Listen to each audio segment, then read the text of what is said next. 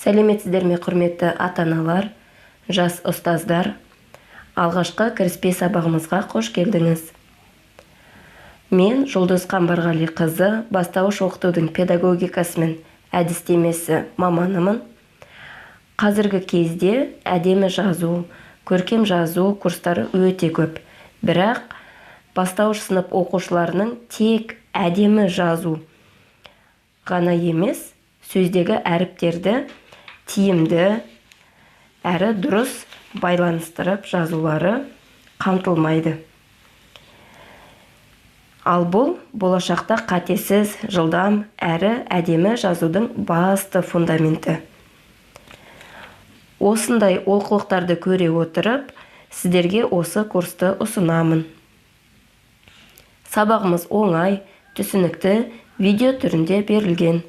Сіздерге сәттілік тілеймін, зейіндеріңіз ашылсын.